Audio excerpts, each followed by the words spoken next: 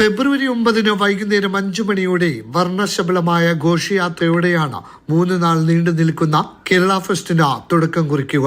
കേരളത്തിന്റെ തനത് കലാരൂപങ്ങൾ ഘോഷയാത്രയ്ക്ക് മിഴിവേകും. രാത്രി 8 മണിയോടെ പ്രശസ്ത കലാകാരന്മാരായ ബിൻസിയും മജ്ബൂറും ചേർന്ന് അവതരിപ്പിക്കുന്ന സൂഫി സംഗീത നിശയും വിവിധ കലാപരിപാടികളും അരങ്ങേറും. ഫെബ്രുവരി 10 ശനിയാഴ്ച വൈകിട്ട് 4 മുതൽ 6 മണി വരെ Mathrubhumi news chief sub editor Mathu Saji, മാധ്യമപ്രവർത്തകരായ പ്രമോദ് രാമൻ, ഷാനി പ്രഭാകർ, PG സുരേഷ് കുമാർ, ഹാഷ്മി താജ് ഇബ്രാഹിം എന്നിവർ ഉൾപ്പെടെ പങ്കെടുക്കുന്ന ടോക്ക് ഷോ നടക്കും. രാത്രി ജനപ്രിയ TV ഷോ കലാകാരന്മാർ അണിനിരക്കുന്ന സ്റ്റേജ് ഷോയും മറ്റു വിവിധ കലാപരിപാടികളും അരങ്ങേറും. മെഗാ സമ്മാനമായി നൽകുന്ന കാറടക്കം 100ഓളം സമ്മാനങ്ങൾ നൽകുന്ന സമ്മാന കൂപ്പൺ നറുക്കെടുപ്പ് സമാപന ചടങ്ങിൽ നടക്കും. കേരളത്തിന്റെ 14 ജില്ലകളെയും ഇൻഡിക്കേറ്റ് ചെയ്യുന്ന കലാപ്രകടനങ്ങൾ എന്ന് പറയുന്നത് അത് തന്നെയാണ്.